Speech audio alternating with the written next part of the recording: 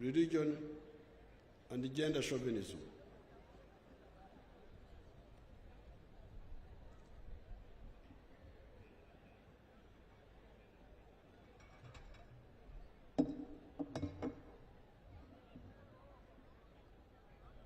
Kawa inanisaidia kwa throat.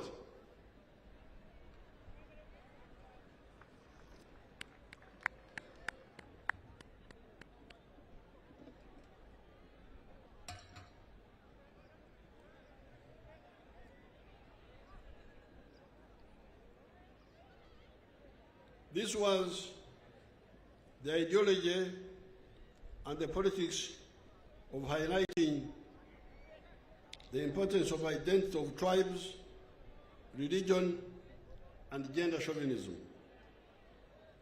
We discovered that in the case of Uganda, people of the same tribe or locality tend to produce similar products and therefore cannot easily buy from one another. Therefore, it was clear that in the case of Uganda, once a zone produced goods and services, the next assistance to the effort of wealth and affluence creation would come from other zones of Uganda, most probably other tribes of Uganda, in the form of buying what was produced. That is how Uganda, as a country, became very crucial for the wealth creation of the different zones. Wakati nilikuwa nakuja hapa, nisimama hapa karibu kwa makazi ya mwananchi pale karibu, na niliuliza watu ambao walikuwa pale wanafanya kazi gani. Watu kama wawili waliniambia kwamba wanafanya biashara ya kuuza mazao. Alafu niliwauliza, mazao mnayotoa wapi? Hapa. Waliniambia kwamba wanatoa mazao Kamwenje. Wanakwenda Kamwenje, wanatoa huko maharagwe, wanakuja wanauza Wakenya huko. Sasa hii ndio siasa ya NRM. Kuzalisha mali, alafu kuuza hiyo mali kwa ndani ya Uganda na kwa Afrika nzima. Kama unaelewa hilo, huu uhusiano huweza kuwa kwenye mambo ya ukabila, mambo ya dini, mambo ya kudharau wanawake na watoto na vijana. Hayo yote ni madhambi ya wanyonyaji. Ndio wanaamini mambo hayo, kwa sababu huyu mtu wa hapa nusu kilomita hapa, nilisimama hapo, utajiri wake unatoka Kamwenje, ndio anatoa maharage. Kwa hiyo watu wa Kamwenje wanamsaidia kibiashara, alafu na yeye anawasaidia kwa sababu anafikisha bidhaa zao, mazao yao kwenye soko la Kenya. That is where prosperity comes from. Prosperity comes from producing a good or a service and selling it. And whoever buys it is contributing to your prosperity. And you are also contributing to his prosperity.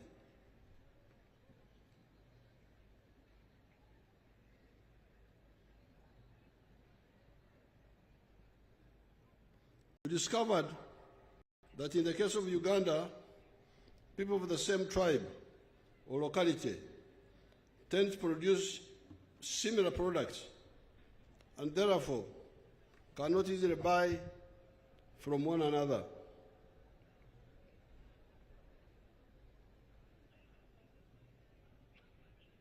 Therefore, it was clear that in the case of Uganda, once a zone produced goods and services, the next assistance to the effort of wealth and affluence creation would come from other zones of Uganda, most probably other tribes of Uganda, in the form of buying what was produced. That is how Uganda, as a country, became very crucial for wealth creation of the different zones. All the zones, all the tribes, all the religions, all the gender groups of Uganda needed Uganda for their prosperity and affluence. That is how we distilled the first ideological principle of the NRM, patriotism. Love Uganda. Why? It is because you need it for your prosperity. Ndio sababu jambo letu la kwanza kisiasa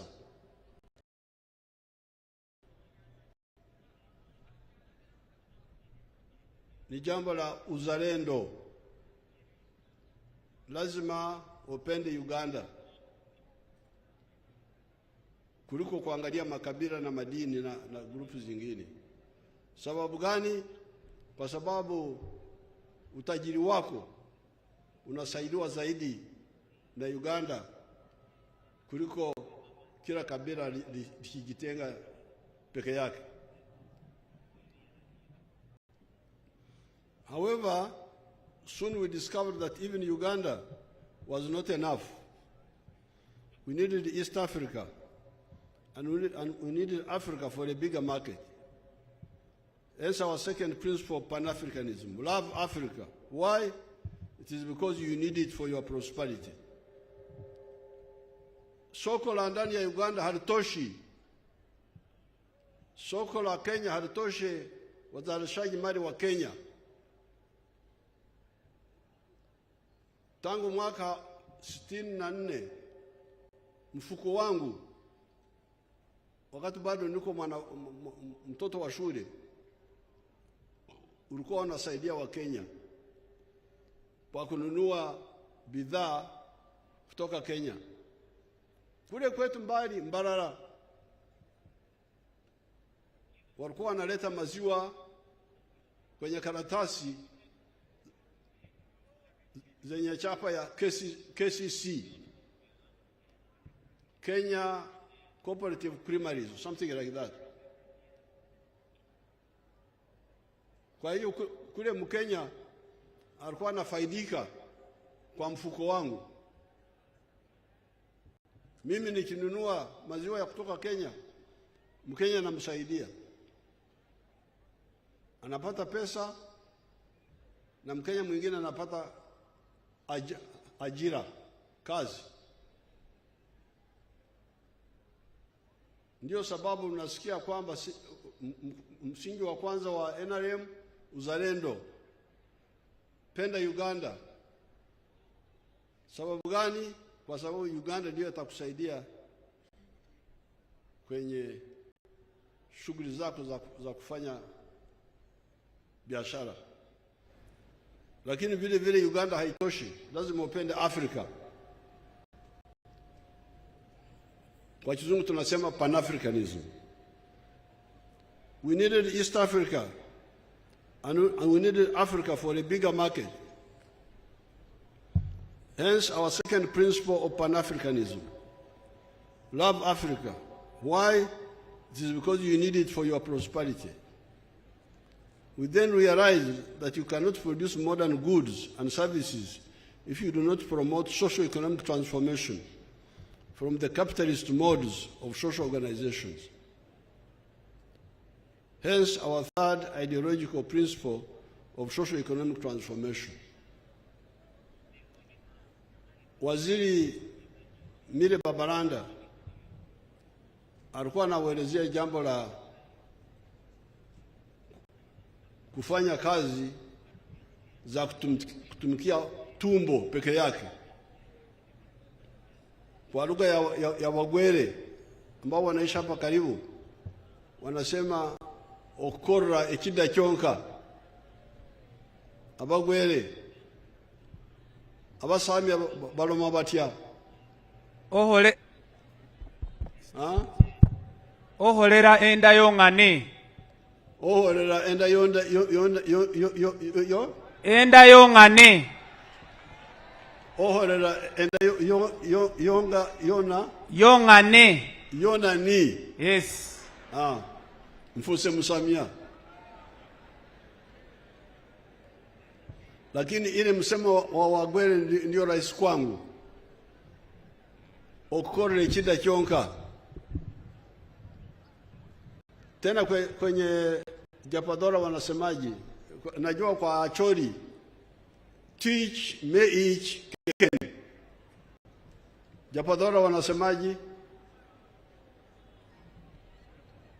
kuna Mjapadora hapa?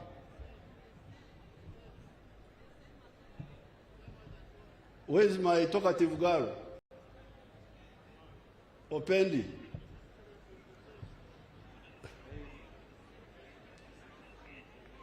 Who?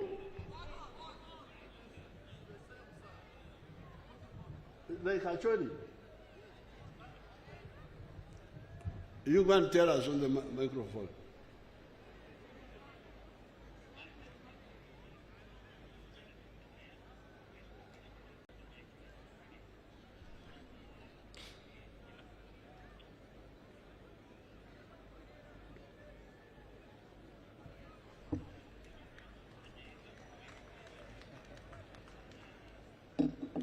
Good for his exercise.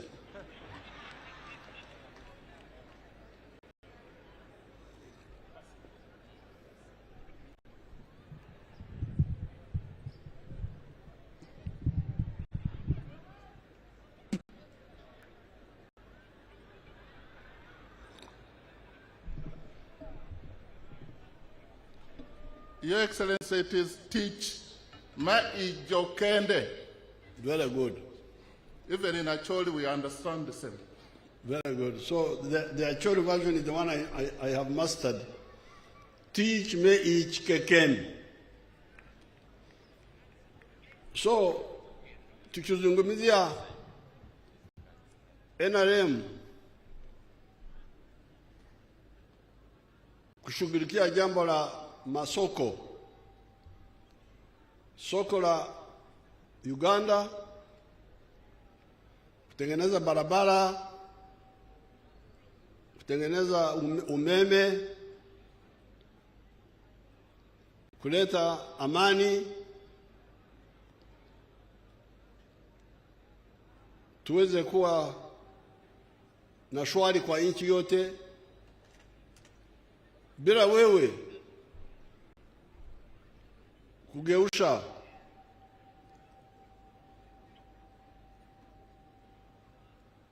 maisha yako, unaweza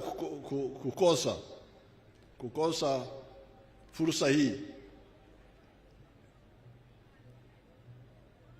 Ndio tunasema kila mmoja lazima ajifunze dasturi ya kushughulikia mambo ya chakula, lakini vile vile vitu vya kumletea pesa mfukononi.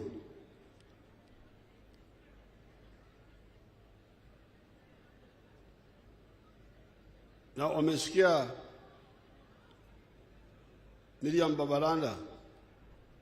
Mariam alikuwa anasema bado watu wengi wako kwenye hali ya kutumikia tumbo peke yake, na baadaye nitakuja kujigusia. Therefore, our third ideological principle is socio-economic transformation. Lazima mugeushe maisha yenu, mtoke kwenye hali ya kutumikia tumbo peke yake, mwe kwenye hali ya kutumikia tumbo na kitu cha kuweka mfukoni. The final ideological principle we distilled was democracy so that the people are able to hold their leaders accountable, for their actions or inactions. The second historical mission we distilled was strategic security. Can Uganda, acting alone, ensure its strategic security? Or do we need regional and continental efforts? We have analyzed this issue in different documents, and our views on this are well known. We must be following the developments in the world, where some actors are aiming at achieving what they call four-dimensional superiority. Superiority in land forces, superiority in the air, superiority at sea, and superiority in space. Where does that leave Africa? Can Uganda, acting alone, even when it becomes a developed country, be present decisively in these four dimensions? However, the African Pan-Africanists have been telling you that an East African Federation or any comparable political integration unity in other parts of Africa can.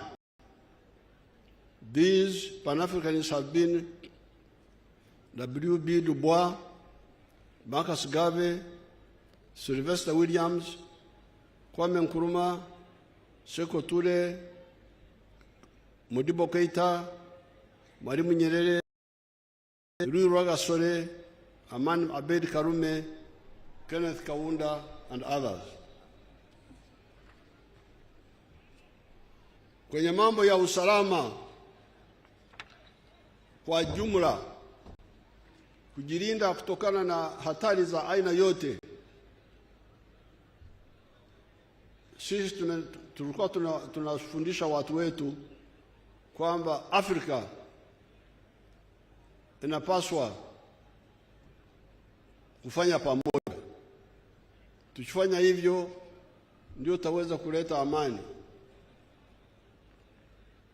Mnasikia hii fujo yote ambayo iko kwenye bara la Afrika. Wakati tunashirikiana tunafaulu. Wakati tulishirikiana wakati wa ukoloni tulishinda wazungu Mozambique, Angola, Zimbabwe, Namibia, South Africa. Kwa kushirikiana tuliwashinda kivita.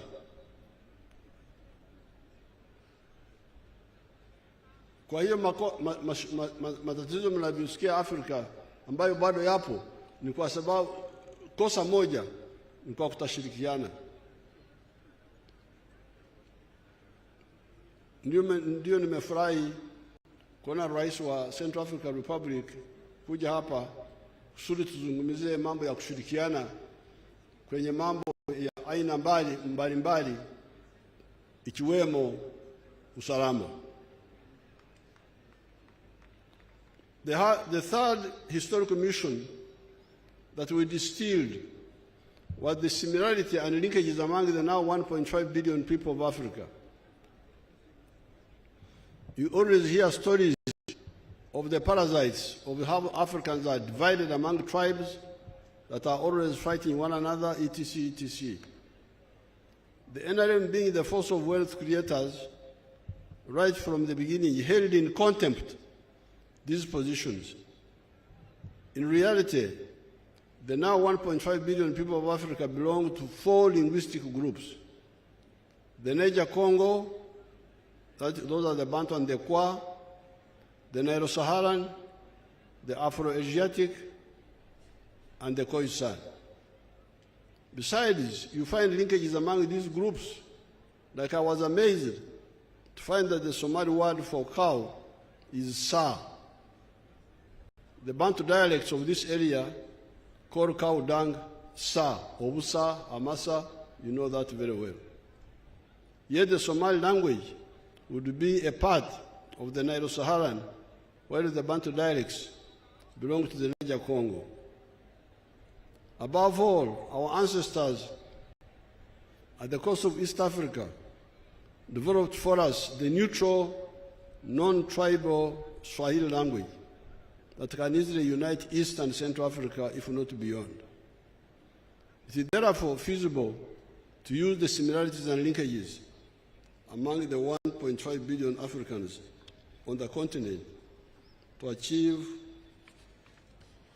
powerful economic and, in some cases, even political integration to ensure our prosperity and guarantee our strategic security. Hapo sisi watu wa NRM mu Ruganda bagamba nti tuzimula, tunaona kama na aibu watu ambao hawaone uhusiano wakati wa Afrika na umoja wao. Hapa Uganda kuna Wasamia, Kenya kuna Wasamia. Kuna Waluo hapa Kenya, kuna Waluo wa kwetu, Wajapadora, Wacholi, Walangi. Wateso wako huko, Wateso wako Uganda, Bagisu na Baluya wengine. Kwa nini watu wa Afrika hawatumia umoja huo kushughulikia shida zao? Hii ndiyo line ya NIM, kutumia undugu kushughulikia mambo ya utajiri na mambo ya usalama. Bahati nzuri tuko hata na lugha ya Kiswahili ambayo haina mwenyewe. It is not a tribal language. With the 4 ideological principles and the 3 historical missions, we have been able to achieve progress in 5 phases. These phases were the minimum economic recovery to bring back the small colonial island of the 3 C's and the 3 T's. Phase 1. Phase 2, expanding the small island of the money economy. Phase 3, diversifying the economy. Phase 4, adding value to the raw materials and promoting industrialization. And 5, entering the knowledge economy. We were able to revive the production of tea that had sunk to 3 million kilograms from 23 million kilograms of 1970. Bring back tourism, bring back cotton production, and we are working on reviving and upgrading the production of copper. We did not only revive the production of these products, but expanded them as follows. Coffee from 2 million bags to now 9 million bags.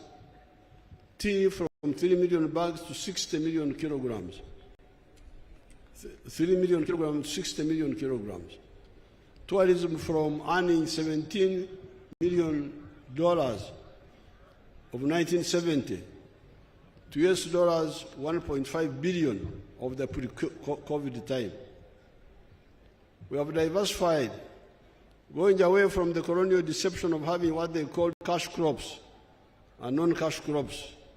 This is what Mariam was talking about. We told our people that anything that is used by society on a large scale can be a cash product. Hence, maize, milk, cassava, beef, bananas, fruits, forest products, etc. are now cash products. These products deal with the import substitution and expanding our exports. We realized that the big problem of Africa and the other colonies has been the issue of producing only raw materials. This has been a disaster for Africa. Uganda may get $2.5 kilogram per kg, per kilo, for bean coffee. The same kilogram roasted, turned into coffee powder, and parked outside may fetch US$ 40. As a consequence of this, from the global coffee value of US$ 460 billion, the coffee growing countries of the world are sharing only $25 billion, and Africa only $2.5 billion. Germany, a non-coffee growing country, earns US$ 65 billion, more than all the coffee growing countries of the world. This is how the colonies and the neo-colonies have been donating money, jobs, and development energies to Europe and North America. Therefore, we have been deliberately taking steps to end this betrayal by African leaders to Africa. Mambo ya kuuza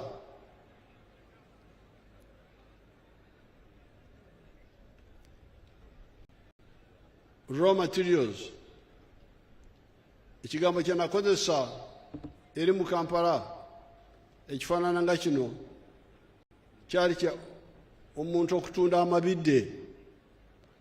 Nannyini lusuku alina amabidde mu kifo ky'okusogola omubisi n'ajjamu omwenge, ayinza n'okwongeramu n'afumba n'ajjamu kali akabatira ddala.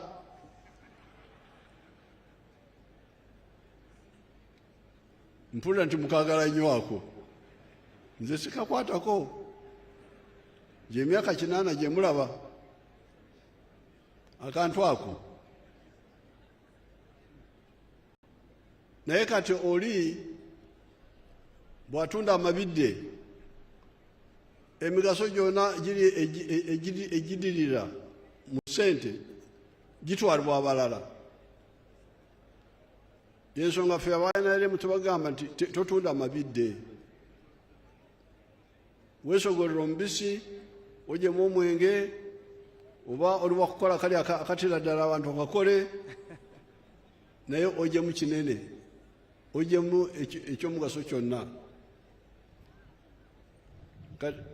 Kati wakati tunakuja kwenye kahawa, ulimwenguni thamani ya kahawa bilioni. Kati olaba no mu Luswayiri nalwetaaga obuyambi. Abaswayiri tebalina bigambo ebimu ng'ebyaffe eno.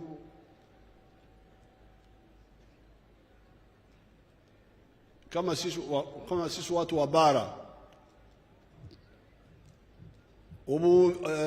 bilioni tugiita akawumbi. Kati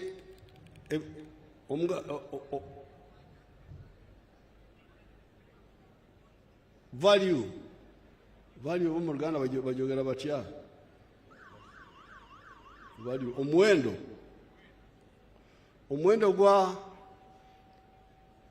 gw'emmwanyi mu nsi yonna buli buwumbi 406.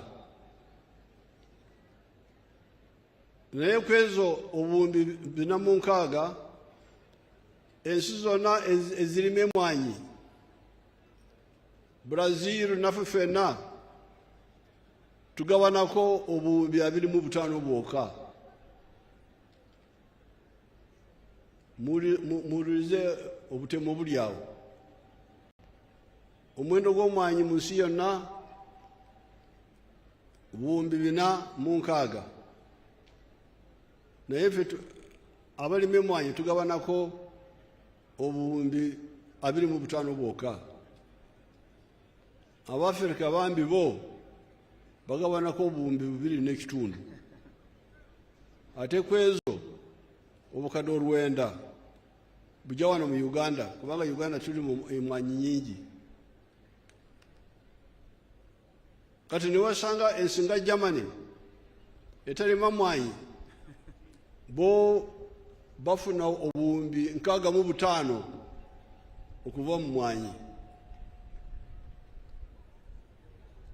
Lwe lutalo lwe muwulira abalala lwe bajereka nti ffe abaana ba NRM tekisobola kukkiriza ekyo.